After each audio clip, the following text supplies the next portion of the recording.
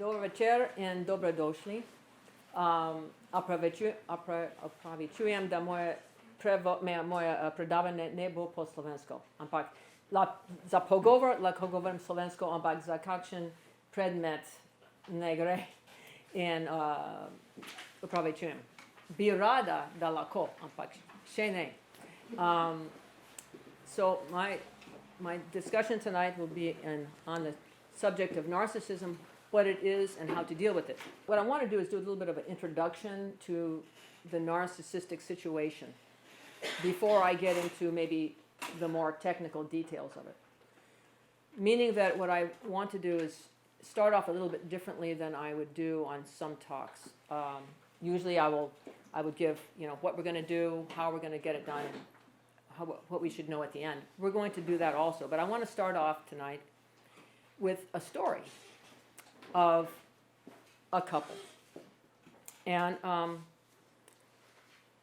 so that's one of the things we're going to be doing. But I want to first of all mention that narcissism as a topic is actually quite relevant to each and every one of us.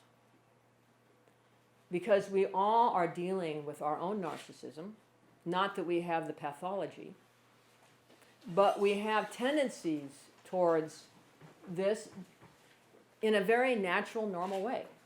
Okay?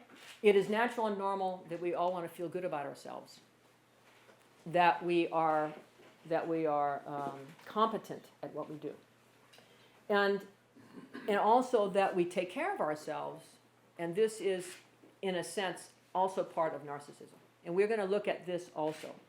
But I wanted to mention that right at the very beginning, because if a person has a narcissist, for instance, in their family, or they know someone who is, that can be a very, very difficult relationship situation to be in. And a lot of times it brings up a lot of anger and resentment and very difficult feelings in the person who's not the narcissist. The narcissist himself goes along without a problem, all right? At times, sometimes that does backfire. However, so in looking at this issue, if you do have someone in your family that way, or know someone, and if you're having difficulties, to help yourself with that, you also need to understand how the narcissist functions. So we want to also look at things in that way. So this is a story of Christina and Len. And this is actually a case study that comes out of a book that is called Help, I'm in Love with a Narcissist. All right. And it has many, many stories of narcissistic situations. But this story kind of gives us a sense of what it could be like to be in a relationship with a narcissist. And also how each person's functioning. So if we look at this, the first 2 months that Len and Christina, after they met, Christina was very, very much in love with Len within 2 months. And one of the reasons was Len was very, very attentive to her and did, let her know how important she was to him. Len saying to Christina at one point, you're the one I've been waiting for. Suggesting that Len has also met other women who were not good enough. And now he's met the one who's good enough. So Christina, of course, is very, very excited about this. And she is getting more and more involved in the relationship and bonding with Len. And in the course of this, they were getting near what is in America a very important holiday, which is called Thanksgiving holiday. And often we enjoy Thanksgiving holiday with our family members. And Christina has a sister, and she told her sister how much this relationship was going well for her. I want to back up a bit. Notice that also that Christina is 38 years old and single, which means to have finally a relationship in her life that she thinks is going to be good for her is very, very important for her. So she tells her sister all about Len and how wonderful he is. And she makes an agreement with Len to then have Christmas holiday with Christina at her sister's house. And the day before Thanksgiving, Len calls her and says that he doesn't want to spend the holiday with her, but he wants to spend it with his mother, which is very important too, and that he invites Christina to instead go to the event, the Thanksgiving at his mother's house. Now, if you can imagine the situation, Christina is in love with him. He's been telling her how important she is to him. They made an agreement to go to Christina's sister's house, and he calls the day before and says, I really want to go to see my mother on that day, so you can come along if you want, all right? So Christina, of course, is like shocked, okay? Now, in most normal relationships, a person would not do that. A person would not call the day before a Thanksgiving meeting and change the whole thing. So Christina is shocked, and then Len, when she tells him that she's shocked, he responds by saying, are you telling me I shouldn't spend a major holiday with my mother? So if you see what Len's response is not, gee, I'm sorry, I know we made the agreement, etc. He didn't do that. He's simply saying, he's saying to her in a way, if you don't agree with what I want to do, you should be feeling guilty, because you are saying that I shouldn't spend time with my mother. And of course, so Christina in that situation is saying, well, of course not, I'm not trying to say that, okay? So then Len finally says, well, listen, this is the deal. I'm going to spend Thanksgiving with my mother. You can come with us you can go to your sister's if you want, it's up to you. Which is kind of like going from a place in Christina's life of feeling like she has a very close relationship with someone who's going to be a relationship that's going to be very rewarding, and in the end finds out that he's saying to her, it's actually no big deal whether or not we spend together our holiday. So what Christina starts realizing is that this after a couple of months, this relationship shifts. So what's important to understand too is at the beginning of the relationship, Len is very attentive. But once Christina is involved with him and wanting the relationship herself, then Len changes. All right. And as she goes on and talks to her therapist, she indicates that all I know is everything has to be done Len's way, and if I make plans, he will some way find a way to change it. This is true of everything about everything. Sometimes she says, I sometimes feel he arranges my plans just for the sheer hell of it. So sometimes to her it even makes no sense on how he's trying to change her plans. All right. So there's another incident she talks about, but I think I'm going to skip that because of the time limit that we have here. But what this story shows us, and what let me see, some more of what Christina tells her therapist, which this is very illuminating at the very end here. She says, this kind of thing happens all the time. There is always a different reason, and every one of them is valid.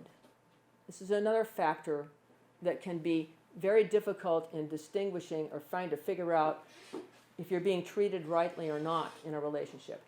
And she says, the problem is that it's this way all the time. Oh, this is the most important. That everyone is, the reasons he gives is valid. And she says at one point, it's not that it's some huge thing he's doing. He's not hitting me. He's not threatening me. But every time in our relationship, what we're finding is that he is changing things without discussion with me, and this happens over and over and over again. At the end, she says, the truth is I'm supposed to wrap my life around his availability. And then she goes on and says that he can visit her anytime he wants and does that, but she's not allowed to visit him at work. She has to make sure everything is okay if she would come visit him at home, etc.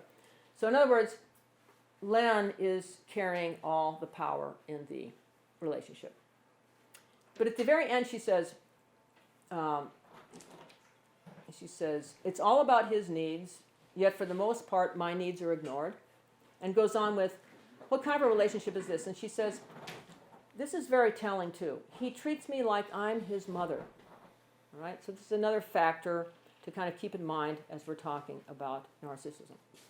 Therapist observes these narcissistic themes, that Len treats Christina like an appendage of himself, So in other words, she's just supposed to do whatever he wants, just as his arm would do if he wants to or his leg would do if he wanted to walk somewhere. Also, Len does not compromise or change. Len's view is really pretty one way. And he sees his life as legitimate. And he's happy with this. So he's happy seeing his life as legitimate. He views himself as a hardworking man with a child trying to please everyone. And he just wants Christina there when he wants her and not to complain. In other words, to be like a mother and a child. All right? So Len does not recognize Christina's legitimate needs. Now, if we look at this in terms of, and this is one of the factors how we can come to some understanding of how narcissism is also a developmental issue.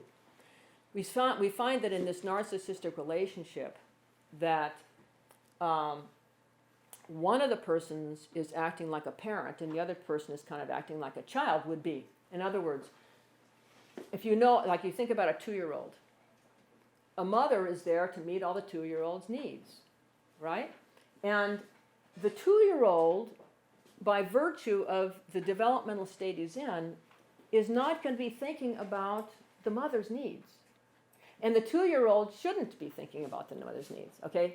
So so the conclusion that theorists have come up with is that narcissism is actually, still a bit down here, it's being stuck in a very early place of development, all right? Because what we're seeing, the way the narcissist functions, he's functioning the way, even though he's an adult, he's functioning like a 2-year-old. And the persons in his life are functioning like a parent, all right? This is interesting that the earliest known myth that we've found so far is from Parthenius of Nicaea, written in 50 BC, meaning that this phenomena in human life has been with us for a long time, all right? This is nothing new. So that this somehow occurs with certain people. It doesn't occur with everybody. And the question is, what is it that goes into making this occur, and how is it functioning? In the story of Narcissus, we know that Echo, let me see, I'm just going to do this one thing.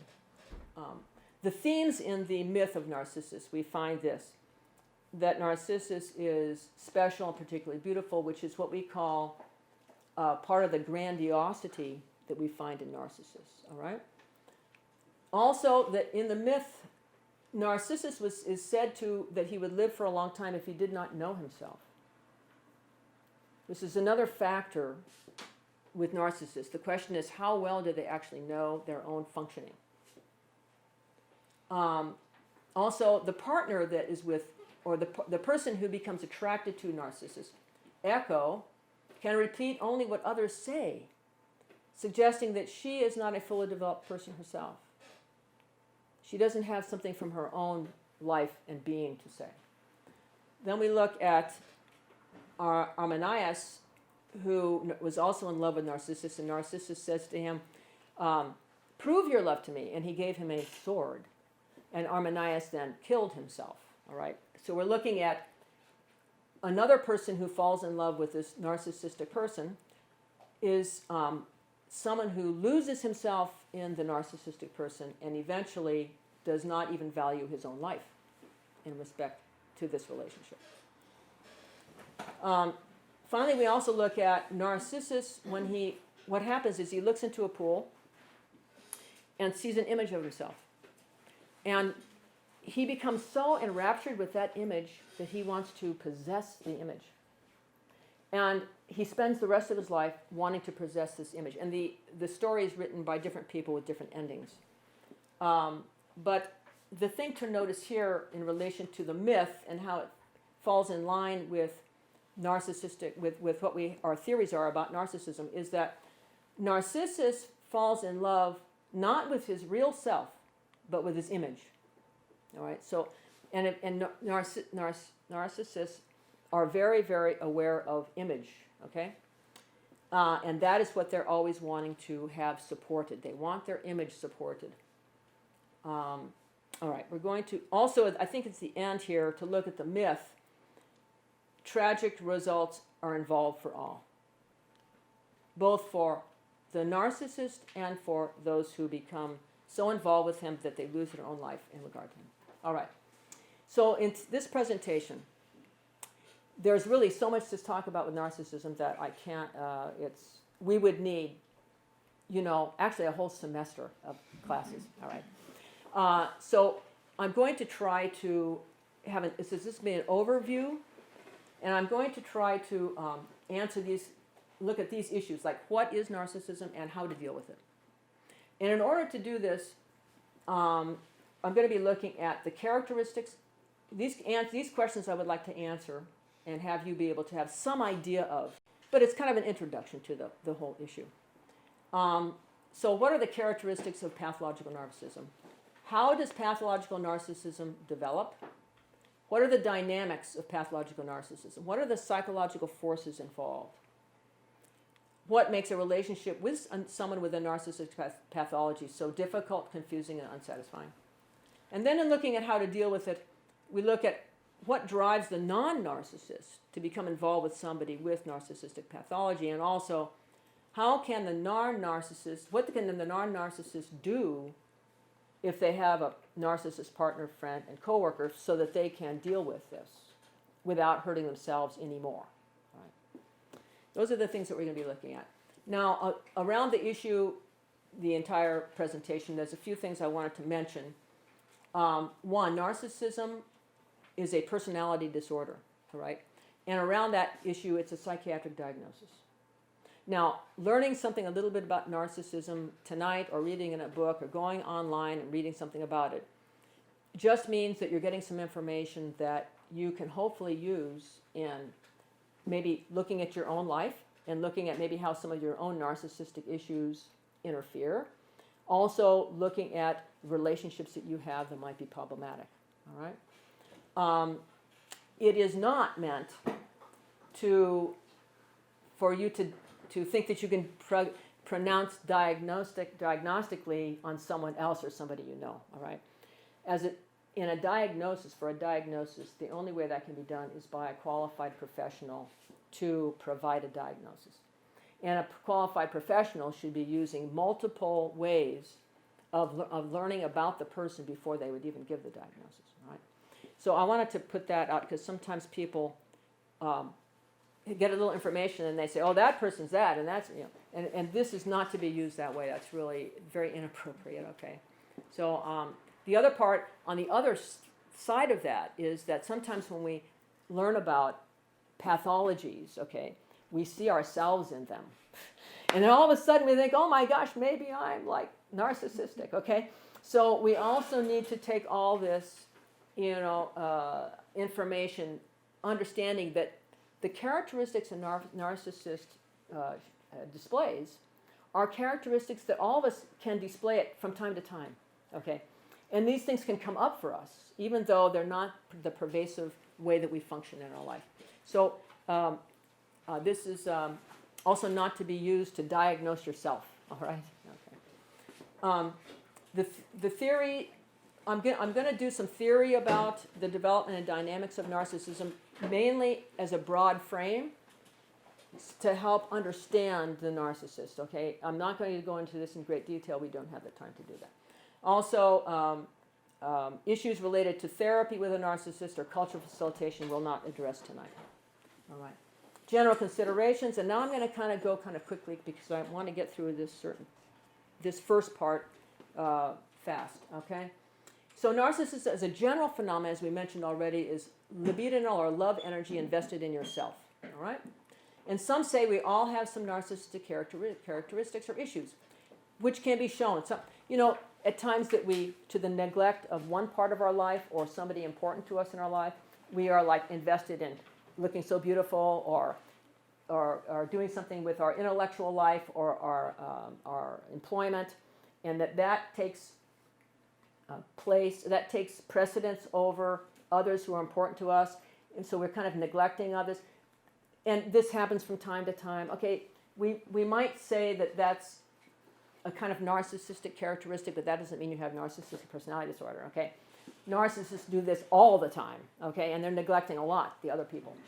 All right, but even something like seeing children as a reflection of ourselves is a kind of narcissistic reality, all right? That's to the extent that it's not seeing the child as a separate being, separate from ourselves, who has his or his own life and his own feelings and those things that are important to him, irrespective of us, okay? And this is very difficult for parents because, of course, it's natural to see yourself in your children, okay? That's a natural thing. But when it becomes an all-encompassing thing, and your whole life is surrounded, like making that little child into what you want that child to be, so it makes you feel good, then we got a narcissistic problem, all right? But around this issue, a lot of people talk about narcissism as being on a continuum. That means that some of us have a little bit of narcissism, some have more, some have a whole bunch of narcissism, and it's all kind of the same thing on a continuum of just a little bit more, a little bit less. And the problem with that, there are certain things that make sense with that, in that some of these phenomena that we see associated with narcissism, we all experience in some ways. But I have a little problem with it, thinking of it that way alone, because it blurs that there are actual differences in the functioning of the person who is a narcissist and the person who is not. The reason why this is important, especially for the person who is not the narcissist, is that the person who's not the narcissist keeps acting in the relationship as if the narcissist functions the same way. And this can be very confusing, and it can add to the person continually trying to get the narcissist to reciprocate love given, reciprocate interest given, all right? And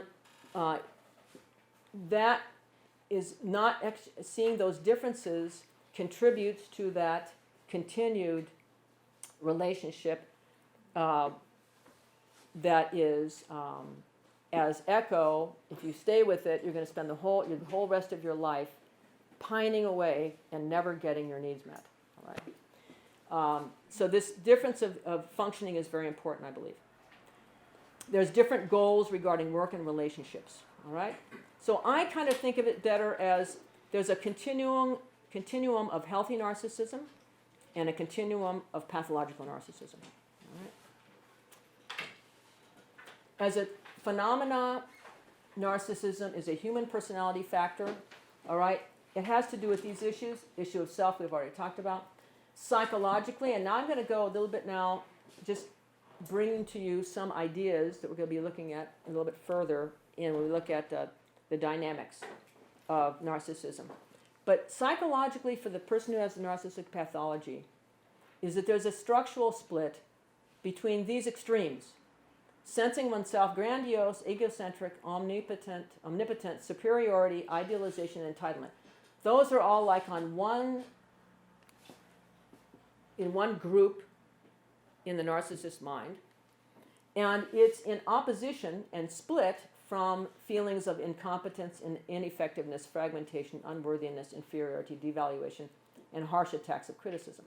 So the structural, in the narcissistic personality who has a diagnosis of narcissism, there's a split between these two. And these two are also very exaggerated. All right? I'm going to look at how and why that happens in a minute.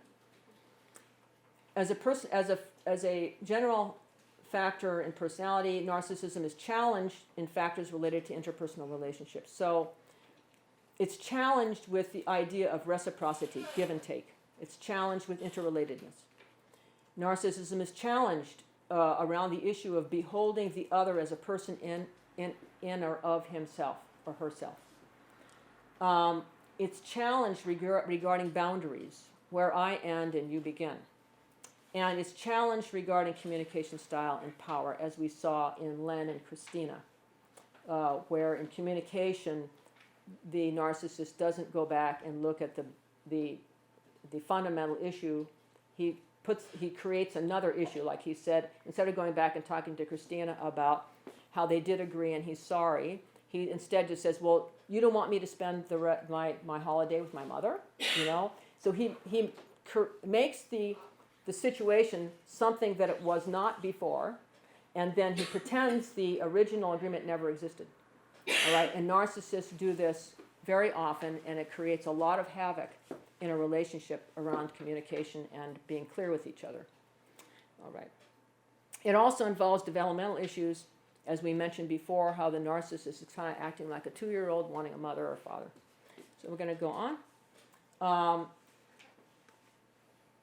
All right. This is from the Diagnostic and Statistical Manual. So these are the issues that by which are used to actually diagnose somebody with narcissism. I'm not going to look at this part with you because we're going to look at all these issues later in a more in-depth way. But I wanted to mention here that a personality disorder is what's important to understand. If there are more than one personality disorder, okay, so narcissism is just one personality disorder.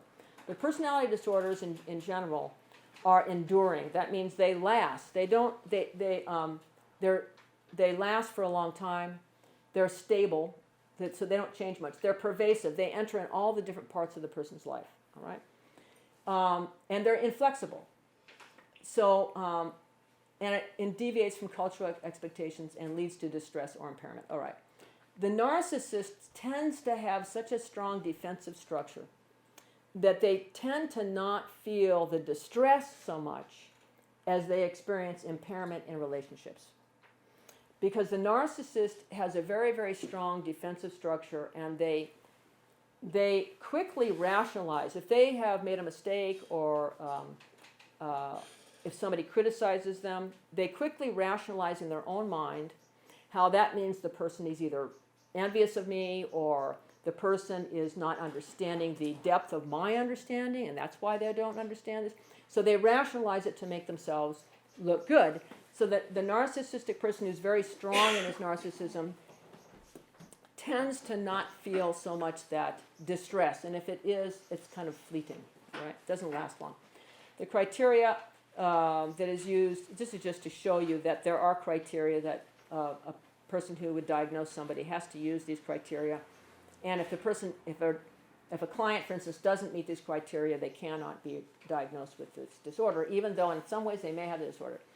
I point this out here that people who've done a lot of theorizing and work with narcissists in the clinic will understand somebody as being a narcissist or not, even if they don't quite meet that diagnostic criteria exactly, all right? Because the people who put the diagnostic criteria together are looking at a certain form of narcissism, all right? What people who have worked in this field a long time have noticed is that there are many different styles in which narcissism is exhibited. And consequent to that, sometimes the criteria don't meet all the styles. Now, I'm going to skip this one here because of time-wise. Okay, this is, I'll just mention what this is. Okay, I have here a really kind of scathing description of a narcissist. Maybe I could read it to you quickly. Written by a man named Theodore Millen, who's done a lot of work with personality disorders. And in it, he kind of gives the experience of what a narcissist is like and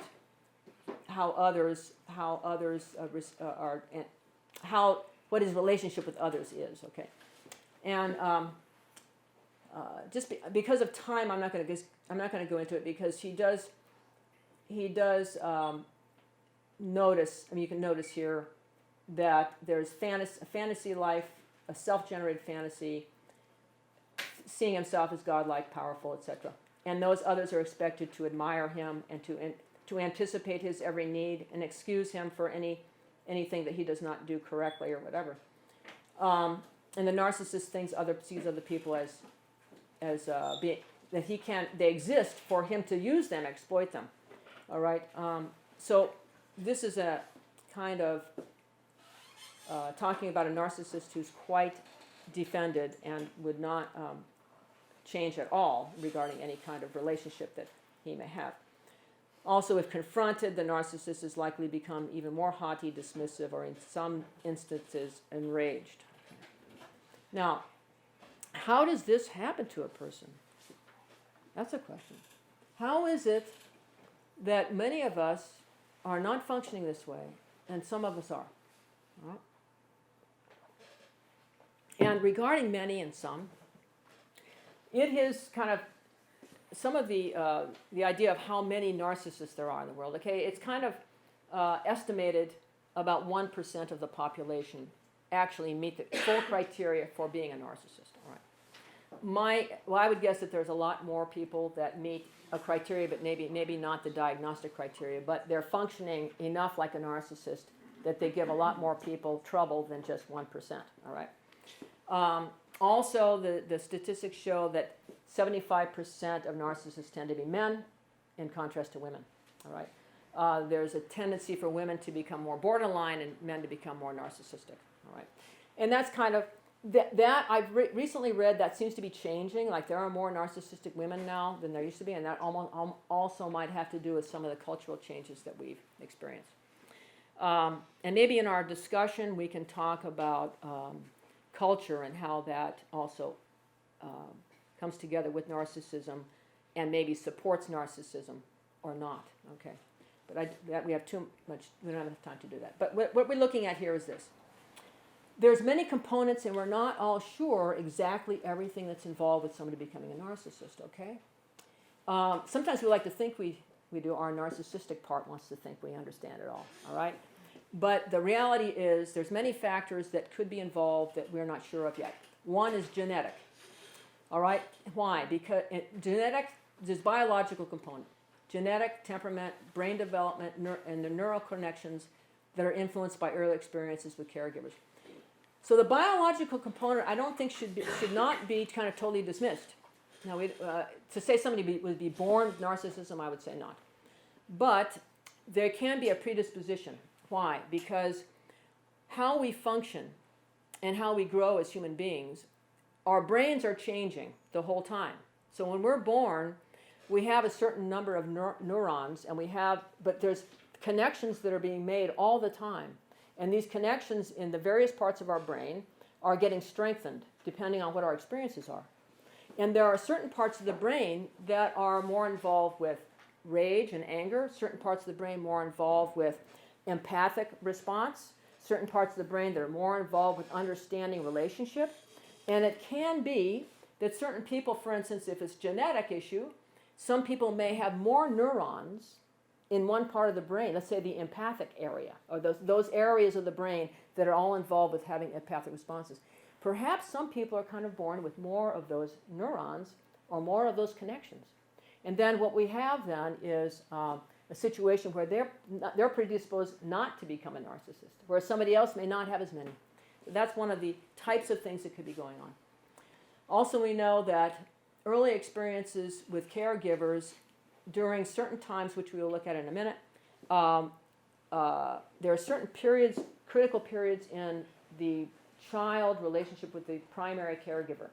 So this is about from 6 months old through to up to 3 years, let's say, where that child is practicing certain relationship issues with that caregiver that can have an effect on how the connections are being made in the brain.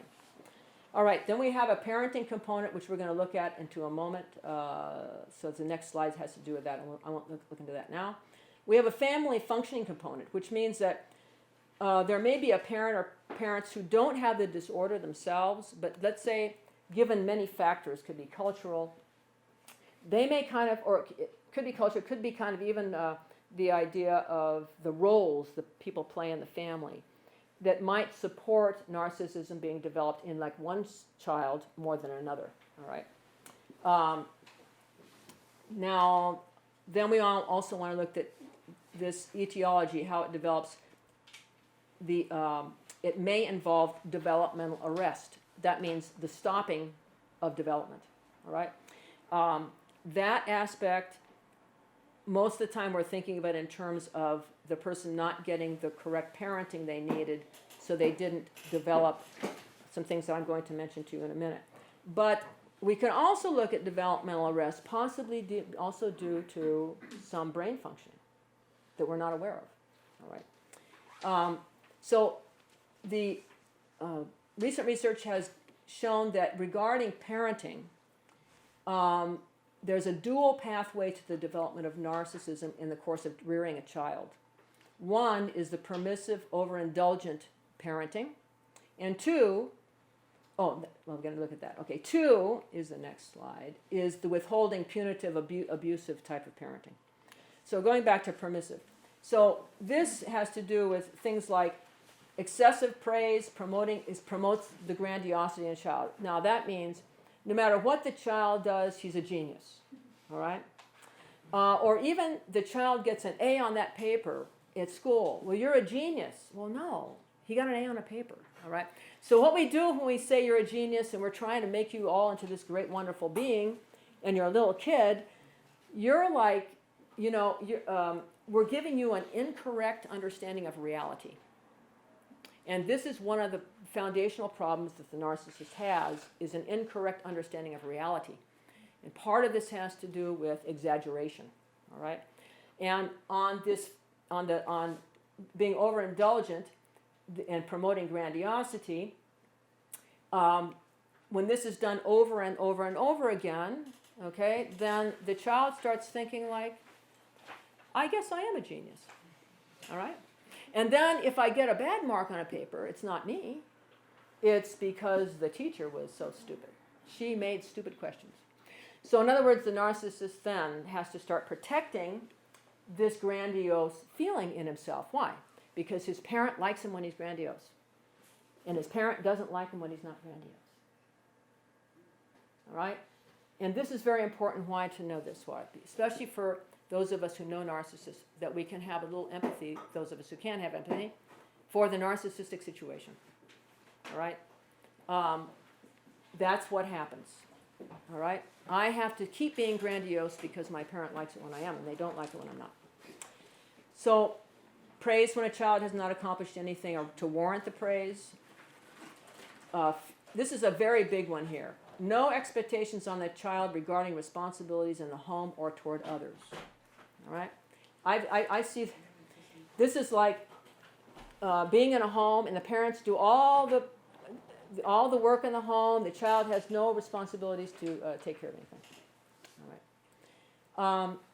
So the child walks around like, gee, I guess I'm just supposed to be treated like a king the rest of my life. And that's how he then treats his partners in a relationship. All right. So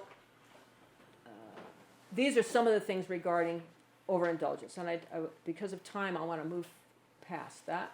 And we'll look at the withholding. Now, interestingly, here we have the grandiose, permissive, I mean, overindulgent permissiveness can result in a narcissist, a grandiose narcissist. Also, interestingly enough, the opposite, the withholding, punitive, abusive parenting can also result in a narcissistic child. And in this case, the abusive punishment when the child does not meet parental expectations. Now, this is called abusive punishment, okay? The child can eventually just cut off from the parent. And then his own fantasies think of himself in a good way that makes him feel good. Well, that makes sense to me. Wouldn't you want to do that? All right. But not everybody responds that way, okay? There are people who would respond more like they would cower in relation to those kinds of experiences, and they would become more into feeling they're inferior, and I can't do anything, I see. So there are different, we can have opposite responses to excessive experiences that we have. Neglecting recognizing a child's accomplishments. This is also a huge one. So this has to do with development of yourself or not, of true self or not.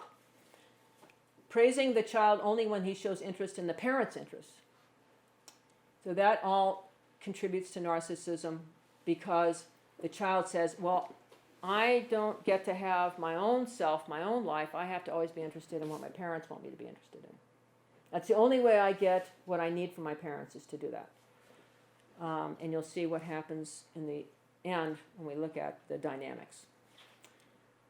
All right, so with the abusive punishment type parenting, it can result in fear of one's own strivings and consequent covert narcissism. So I'm introducing another concept here, which has to do with the types of narcissism. So there's not only an overt narcissism, which is very recognizable, there's also something called a covert, which we're going to look at. And if the child can wind up fearing their own strivings for accomplishment, all right? So what they can do is go into finding a grandiose person who then they derive narcissistic support for their desired grandiosity by being in association with this wonderful person who's so smart, intelligent, and well-known, and he's fantastic. And you can see this perhaps happening maybe with celebrities on how many people they wind up marrying, okay, because somehow the marriages never work.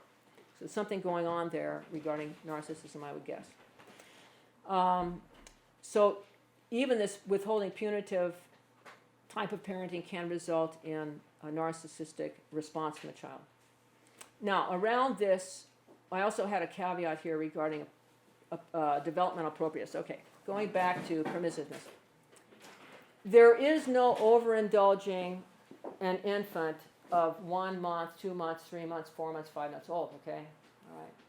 So when we talk about overindulging a child, we don't want to, that has to be developmentally overindulging a child. So a child of 5 years old, 6 years old, they should have some responsibilities in the home. A 6-month-old is not responsible to make sure that they never cry so you feel okay, all right, or that you don't wake up at night, okay? So we want to know that when we're talking about overindulgence, we're talking about inappropriate given the developmental place where the child is. Okay. Also, a caveat is some families there may be both overindulgence and punitive withholding at other times, and they may be back and forth, which is also confusing for the child. Okay. Now, how is it that parenting winds up creating a personality or influencing a personality so much? Well, what we're believing to be the case is that while we're going through those experiences, we're developing structures, psychological structures, representations of ourself and representations of others within our mind. Okay. It's obviously we must be doing this. Why? Because if not, we wouldn't be able to remember the people who we know and how we feel in relationship to them.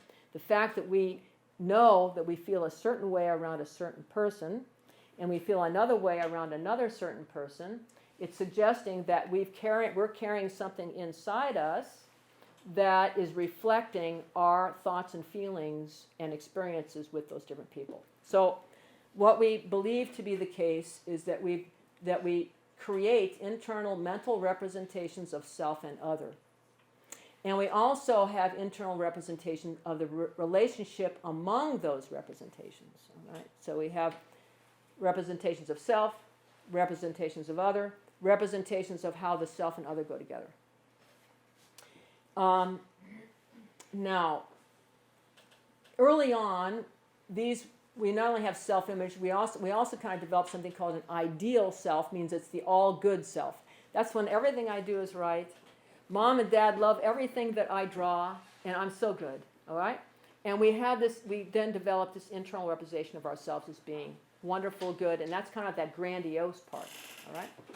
Then we have the times when we have bad self, all right? We make mistakes, we do wrong, we start feeling not, like, I better go hide. I'm feeling ashamed of what I did, all right? So then we have this kind of internal representation of ourselves as bad, all right? The same thing happens with others. So we have an internal representation of our caregiver, our mother or father, who's then we're considering them good when they're loving, attentive, and fulfill our needs. Then they're good mom and dad, right? Then we have another representation of when mom and dad are angry at us and punish us, and that's the harsh, punitive, not fulfilling our needs, and that's the bad mom and dad. So these, the idea is that between 4 months, let's say, and all the way even up to 36 months, the child is they're differentiating self from others. So the idea is when you're first born, there's very little differentiation of self and others. In other words, your mind can't even grasp that who this person is outside you. All right. So we're kind of like at one with our primary caregiver. All right. Now, Margaret Mahler is one of the persons who developed this theory, and people who have done research after her have found that she believed that there was this, at the beginning, that there was no distinction between self and other as an infant. But, and I've seen it myself, that there are distinctions infants make, even right out of just after being born. Okay, they can distinguish their mother's voice. All right. So we know that some of the things that she said are not quite correct from research that's gone on. However, we do believe that this differentiation that has to do with these underlying psychological structures, these representations, that gradually the child differentiates more and more between what's me and what's mom or dad, who's ever giving me my primary caregiving, and these representations of self and other grow and grow and grow, and they become more and more distinct. So then I know who I truly am and who mom and dad or the other person truly is. Now, so these start off with very little representations, little things going on in our brain, and eventually become more and more and more elaborate with more and more experience with the parent. So we have the issue of separating from self from other, but we also have the issue, as we looked up here, of that at the beginning, all the good is separated from all the bad. So when the caregiver does everything I want, she's good. When she doesn't, she's bad. Eventually, we start realizing that, gee, actually, it's the same person who is giving me the bad and the good. So we have one of our developmental jobs to do as a child of around, let's say from 10 to 24 months, is to start seeing that the good and the bad are in the one person. So mom, it's still the same mom.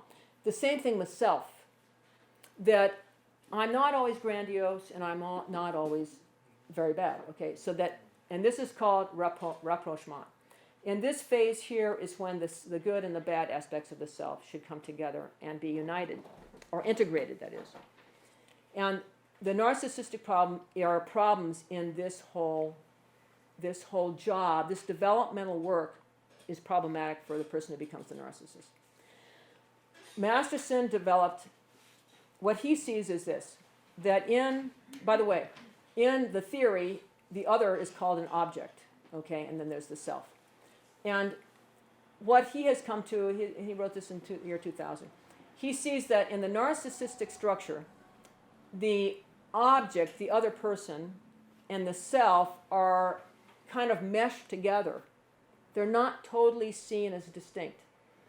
This is an example of Len in the story and Christina, where Len thinks that Christina should just do whatever he wants and that she should be happy doing whatever he wants, right? Because he's not distinguishing that Christina is not connected, is a separate being with separate desires and issues and needs. The other part is that the narcissist puts these two together, self and other together, and then they don't do anything with the grandiose, all good, and the inadequate, all bad, harsh other over here. So instead, they can't get these two to integrate. So they can't integrate that sometimes they feel inadequate, but sometimes they feel grandiose. This inadequacy that we experience modifies our grandiosity, okay? So it's actually really important that we can integrate the inadequate with the grandiose. So eventually we see that we're both. Eventually what happens is our inadequacies aren't such a big deal, and our what we do good is not such a great deal either. So it becomes less exciting, but it's more healthy, all right? So what happens in the dynamics is that there's a split, and the narcissist has a very, very strong defenses in this area to keep all the good over here and all the bad over there. And to go further with this, I think I'm going to, given time, I'll go to one more thing here.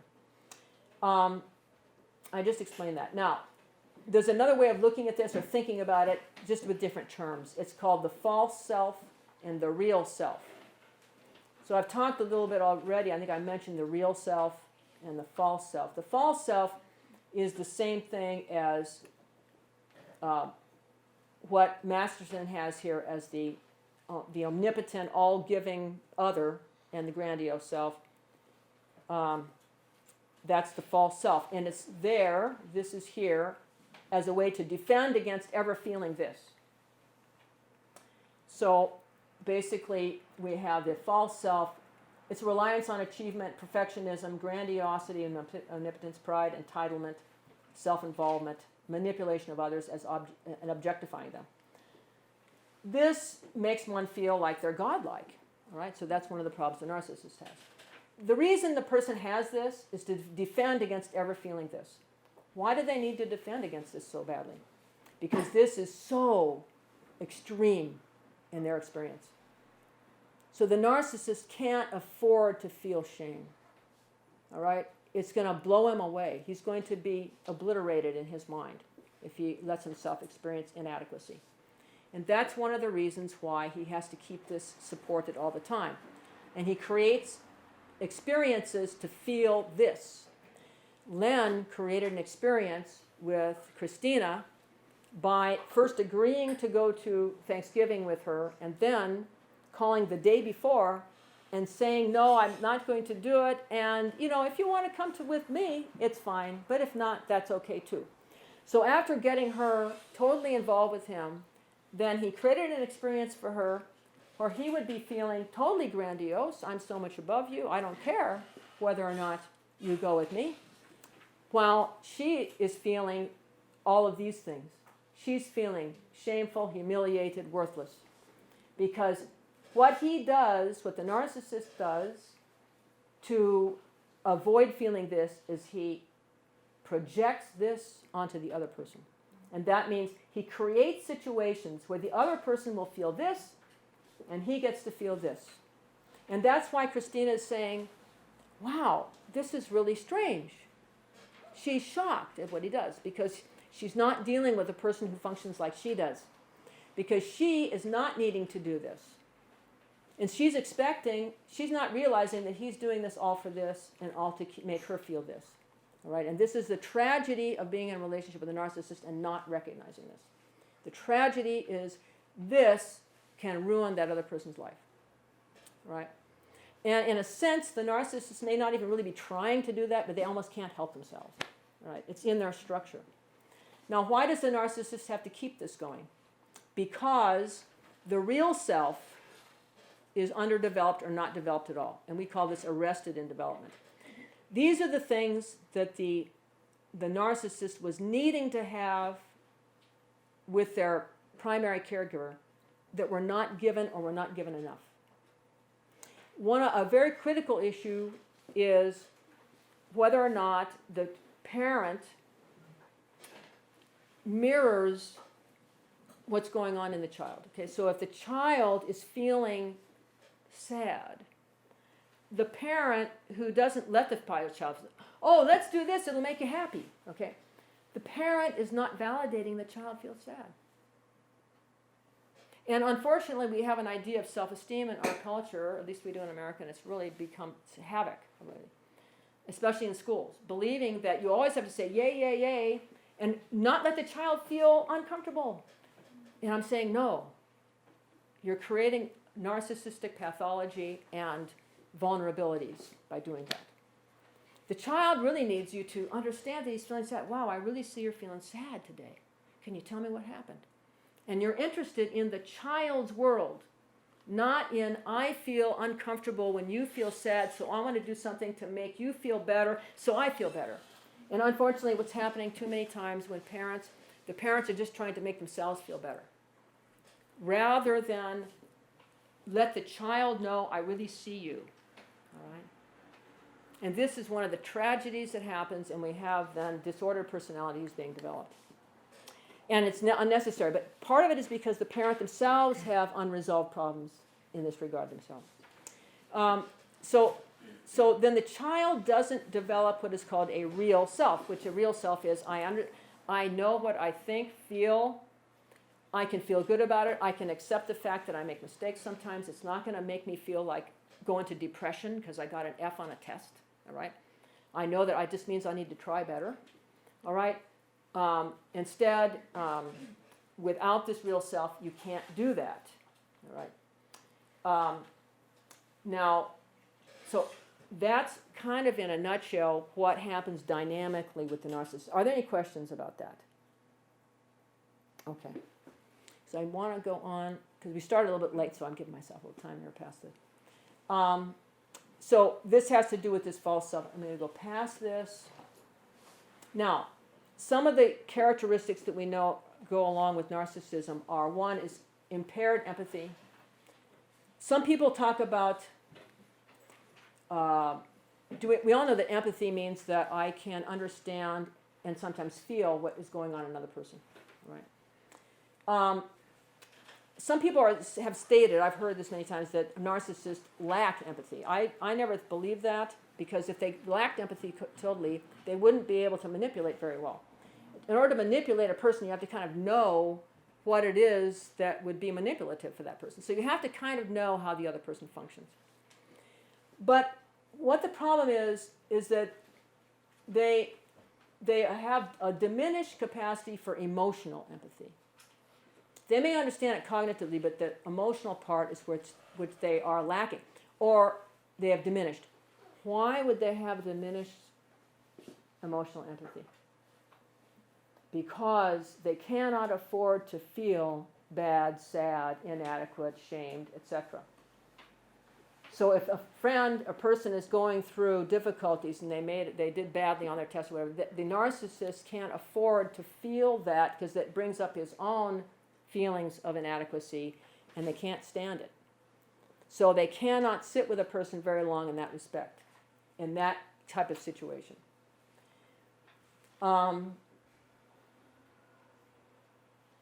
They also might have a problem with seeing the suffering of others and the attention others receive for their suffering as obstructing their own entitlement to attention.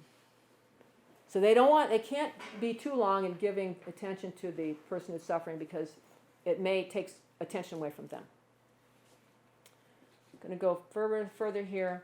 They have difficulty with agency and goal setting, meaning that if whatever they're doing, let's say at work, if it's not something that's going to bring to them some support of their grandiosity, feeling like they're really excellent or on top of things or better than other people, if it doesn't do that enough, or they have to deal with details that doesn't give him that kind of feeling, he can lose interest in what he's doing.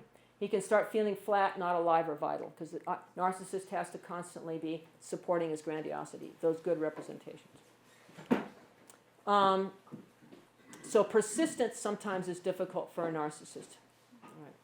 Shame is intolerable to a narcissist. All right. So that's they usually have very good defenses in blocking it.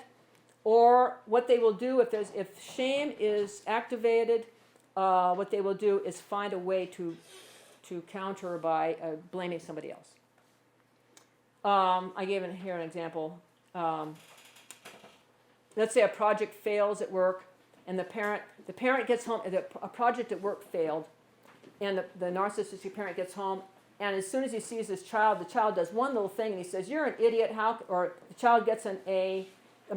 Fails to get an A, and starts yelling at the child how stupid the child is and he's an idiot.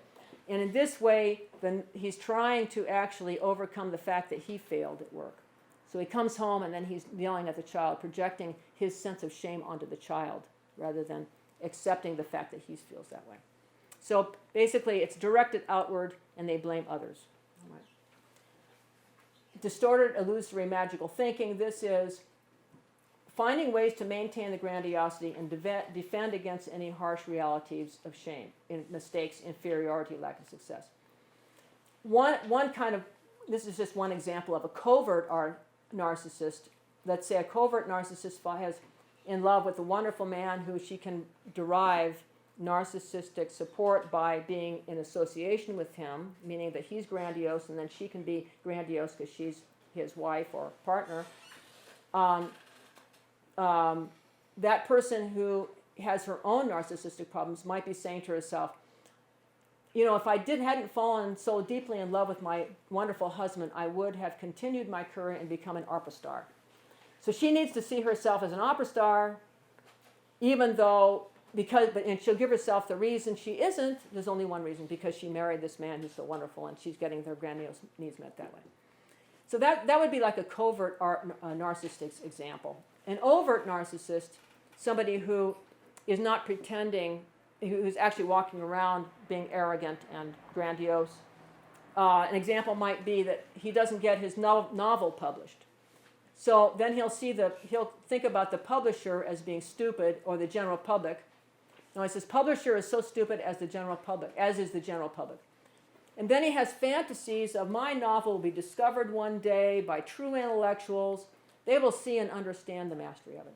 So this person, the overt narcissist, would then create a fantasy on how what he did is actually wonderful. It's just that other people don't appreciate it.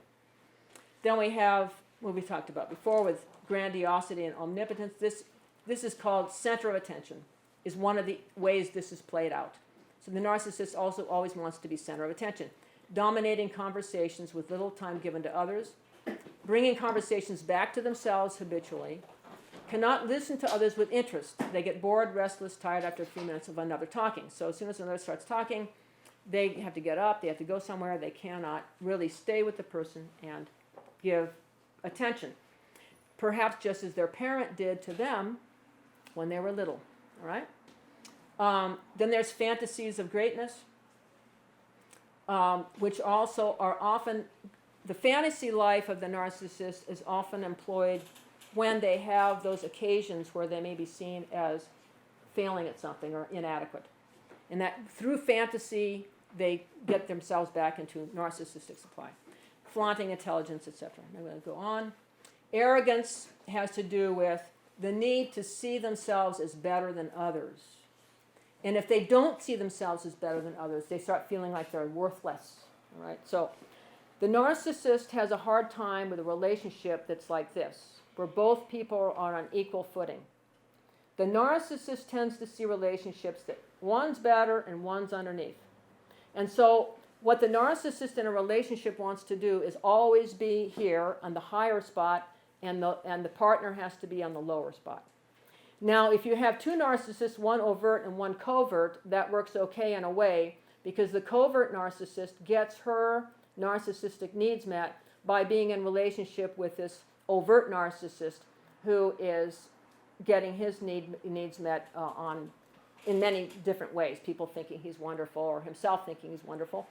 But basically, if it slips, like let's say the partner of the narcissist does something that's noteworthy and gets attention, the narcissist will quickly try to get it switched back. He may denigrate what the partner actually did, make the partner feel less than he or she is, so that she or he should get back on the top and have the partner be below. And that maybe is one of the biggest relationship problems when you're in a relationship with a narcissist. All right, I'm going to go past this. Envy tends to be denied because if you admitted you were envious, then you would be acknowledging you have inferiority to others. Somebody did something better than you. How can I be, so you don't want to feel envious. Instead, the defense to not feel the envy is to deny it and start thinking of the other's flaws. Well, it wasn't really that great of a concert. It wasn't really that great of a book that the person wrote. And they kind of demean the other person's accomplishments. And I'm going to go past this so we can get to something else. Entitlement. My feelings and needs are all that matter. Whatever I want, I should get. So we go back to Len. Len believed that Christina should just do whatever he wants. Okay? This is an example, but we really don't have time to go into it that much. This is a very, because I want to get into some other things here. Exploitation, that means they can use others for their own needs instead of seeing another as a separate person. So it's another theme. They don't see persons as separate from them. Instead, that person is just to be used by me to support my constant need for gratification of my ego. That I need to feel like I'm better than other people, that I need to feel like I'm the most important, and that others are less important than myself. Okay. Bad boundaries also goes along with this. That And I'm just going to go past this now because of needing to just look at this type, these two issues. I want to get into how to deal with these problems if you are the non-narcissist. At any rate, I've already talked about this, that there are two overarching types of narcissists. The overt, who are grandiosity, arrogance, aggressiveness, egocentricity, entitlement, lack of empathy and remorse, and a tense need for admiration. That is all the overt narcissist. Now, the other type is this covert or closet narcissist. And it is believed that the closet narcissist is invested in the other representation. Like, remember we talked about those representations inside your mind? We have self and other representations. The closet narcissist is more invested in the other, the representation of other. And they also may not meet this diagnostic criteria, but they will not be able to overtly exhibit or express their own grandiosity. But they will be believing it, like the woman who thinks she could be an opera star, all right? Believing it in their mind by their fantasies, but not expressing it. They idealize the other as omnipotent and grandiose, and then they experience grandiosity by associating with the idealized other. Okay. They may actually seem timid, kind, helpful, unassuming, avoiding the limelight, all right? So they actually, you'd be something that you'd never think would be a narcissist, all right? But you're not seeing that they're deriving their grandiosity needs by their association. All right. And Masterson has identified a third type, and this is the type that person who he's invested in that punitive, the part that we said that the narcissist is trying to defend against.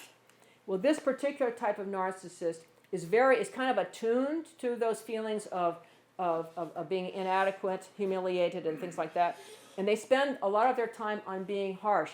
So they devalue, their main thing that they express their narcissism is by devaluing others. So you find a lot of devaluing others with that type of narcissist. There are many other subtypes depending on the researcher. All right, so Millen has identified 4 different types. The unprincipled actually is pretty much near psychopathological. Then we have the elitist, who's more like maybe your typical narcissist who you might think about as being narcissistic, where they're very interested in making sure they dress beautifully and they're always looking nice and seen by others as being special. Then we have the amorous narcissist who's actually expressing it by being sexually seductive, all right? And they're always getting flattered by how their voluptuousness and their how beautiful they are. And they spend their life really making sure that everybody sees how voluptuous and tantalizing they are. Then we have that. So a lot of times women go more into this one, but there's men also. The great lover who's going from relationship to relationship might be an amorous narcissist. Then we have the compensatory type, which he's identified as being more similar to what a lot of psychoanalytic theory looks at with narcissists, meaning that they're trying to, as we talked about before, they're trying to cancel out the feelings of inferiority with feelings of grandiosity. And they're looking always for ways to do that, right? So we see in this that narcissism can be expressed in a variety of ways and to different degrees. Like this antisocial features. This is a deceptive, arrogant, exploitive person, a con man. He will convince somebody that, he would convince a partner, for instance, to give all of her possessions to him or whatever, you know what I'm saying? And then, or give him her bank account, and then he'll go and take everything out of the bank account and be off, and never to be seen again, all right? So that's one type of narcissist, which is almost more like psychopathological. Lerner finds 7 different types, most of whom are similar to Millen's. The only thing I thought I would look at with you is that she also identifies an illusion seeker, somebody who's really living primarily in their fantasy life. And let me see here. An example of that would be Derek, who spends his evening with video games. And with the video games, he's deriving the illusion of power, control, and magical ability. When he has a relationship with others, he's also trying to let them know of his superiority. And when he had a girlfriend, this is like a real case that she had. When he had a girlfriend, he manipulated her girlfriend as skillfully as he did his fantasy game. So these are people who spend their life trying to manipulate. Then we have, this is interesting because some people wouldn't see this. We have people who are sufferers. So anguish is the focus and the means of experience. The self is unique. All right? And they don't want to lose their suffering. They actually want to keep suffering. All right? Because they get a lot of attention from this. Poor me, poor me. So these are the people who are talking a lot about how they're suffering all the time. And because they're in pain, they justify their constant self-focus on themselves because of the pain they have. And they usually then have parasitical demands and exploitive relationships, meaning that they expect everybody around them to cater to them because they're in such troubles and pain. So this is the kind of person who you might not think is actually a narcissist. A similar person would be maybe the rescuer. The rescuer is another type of narcissist who seems nice, helpful, considerate to all who are there rescuing, and always feels like they have the moral high ground, but they lose their niceness when somebody gets in their way. An example is Carl, who works for a free legal service, 80 hours a week, takes calls late at night, zealous in his work. Then regarding his colleagues who are also lawyers, he's scathingly critical of them who are not as zealous as he is, and lecturing on them that they are ignorant and sinners because they're not helping all the people who he's helping. But in his personal life, he never takes vacations and treats his family as if they do not exist. So only his causes that he's into are the things that are important to him. So those are some of the different kinds of narcissistic types that we can have. I'm going to go now to, if a person's in a relationship with a narcissist, there can be discontinuing engagement can be very difficult because it sometimes requires coming to awareness of one's own narcissistic vulnerabilities. It also can be challenging because, for instance, a person who's raised in a narcissistic family, who's determined, for instance, to not be involved with this grandiosity and lack of an that person in that family has said, I'm rejecting this grandiosity that I see in my parent. Well, they also, with that, may wind up taking the other role, which means they're always trying to help the person who's being the more grandiose person. And if they're in a relationship and they need to, cut it, say no, they have a hard time because they start almost feeling like they're becoming then grandiose. So trying to get out of a relationship that's integrated with your own path, your own difficulties, and the pathology of your narcissistic partner can be very, very difficult, requiring therapy at times. All right.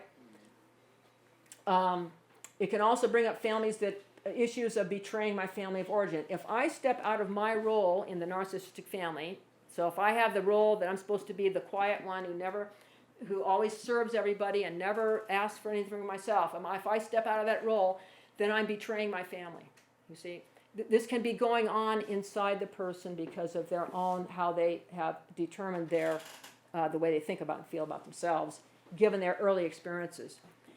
So these kinds of changes result in loss. Okay, you can wind up having to lose beliefs about yourself and others, which can be painful. Understanding the relationship that he does not, in the relationship, we're only saying that the narcissist doesn't really love you. The narcissist will make you feel like he does, all right? Because he'll throw you a crumb from time to time to make you feel good. And then in the end, you find out he doesn't really. But then you have to deal with this. He didn't really love me. That is very hard to deal with, all right? Or my family of origin is not as wonderful as I thought it was. Maybe I'm trying to not see how narcissistic my family was. And mourning the loss of that change, okay? So then there can be your own kind of depression in going through this and recognizing those things that you didn't want to recognize, all right? So it is a real job to be able to detach from such a relationship. There's a couple of cases here, but we don't have time for that. Strategies to deal with and protect yourself regarding narcissism. 1, know yourself. Recognize your own feelings of shame, discomfort, anger, or idealization with regard to the narcissistic person. Notice the way the person has you feeling. All right? So that's getting to know yourself. Then look at other times with other people if you've had this similar feelings. Because then you'll find out, is this coming from the other people or am I carrying some of this within me? Because you need to know what your own problems are. Identify your feelings the way your feelings help the narcissist manage his own shame that he's projected onto you. So then you have to start seeing that, you know what, those feelings I'm feeling here, I didn't do those things. He's making me, he's telling me, he's putting me down, and that's why I feel those things. Not because I am somebody to be shamed. Then a very difficult thing is this, detach from the feelings. You have to say, you know, I notice I'm having this feeling. I'm not going to accept this. This is not me. This is not mine to carry. I'm carrying this for him. So you have to recognize, what are you carrying for the other person? And you start saying, I'm going to stop carrying those negative feelings for the other person. And all this is work, all right? So if you're in a relationship with a narcissist, you've got a lot of work to do. Also, don't try to change the narcissist, and it's not going to happen. We talked about earlier how they're structured. They cannot change, all right? They're structured that way. It happened at such an early time in their life, and it's been reinforced over and over and over again. They cannot change without extreme amount of therapy, long-term therapy. Because it's very difficult for a narcissist to change. Somebody who really has the pathology, all right?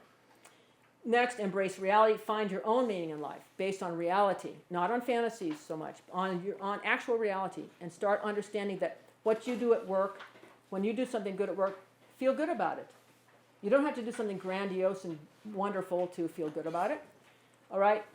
Recognize if you're idealizing another and instead see the positive and the negatives of another. So rather than putting somebody on a pedestal, you got to be able to see that they have positives and negatives. Go to the next, setting boundaries. And this can be tricky, especially if the narcissist that you're dealing with is an employer or somebody at work. You have to look at the power differential, and you have to see, well, I'm going to set boundaries, and this is how I can do it, but I have to look at whether or not this is going to harm me in setting this boundary. And instead, you may have to deal with your feelings regarding the other two issues of knowing yourself and embracing reality. All right. This is very, very important. Cultivate reciprocal relationships. So this means relationships where I give and I receive. And the other person also receives from me and gives. And so a reciprocal relationship is something that you could not have with a narcissist, somebody who actually has that disorder. Because in a reciprocal relationship, each person contributes and each person benefits. Both receive good value, and it's in a reality-based way. You know, a narcissist in a relationship with another, if he would give, he would kind of be feeling like something is missing from him. All right? Whereas the other person in the relationship, the non-narcissist, when they're giving, they can be feeling they're actually gaining while they're giving, actually, because they're getting closer to the person that they love or whatever. So this is another aspect of healing from or protecting yourself. So protecting yourself would mean learn what reciprocal relationships are, cultivate them, and then you're not going to want to have a relationship with somebody who's a narcissist, all right? It's not going to make sense to you to do it, all right? Because you know what good relationships are. So when you know what a good relationship is, then it's easier to not get yourself hung up in another one. One thing we did not talk about is, and I had a slide there, but I went through it too fast, and that is people who have had narcissistic wounding in their own childhood tend to be more vulnerable than others to getting into relationships with narcissists. So for instance, if you're in a family, and let's say you have a narcissistic father, okay, and what you see in that father is this person who's always grandiose, and he's always the center of attention, and you like that, all right? So then you're looking for somebody who's similar, all right? And so a person who's exciting, and then also the part would be is if your role in the family is to not be so important, then you can want to be with somebody who is grandiose, who then you get, by being in relationship with them, you start also feeling like you're worth more than you would be without that. Okay. So that was another piece that I wanted to cover a little bit. Now, this is what we have for today in terms of the lecture. I've tried to do this in kind of a comprehensive way, so it meant we had a lot to go over. And what I did do is I kind of went back and forth. I hope that it brought some understandings between the symptoms and how that figures with the dynamics of how the narcissist functions in himself.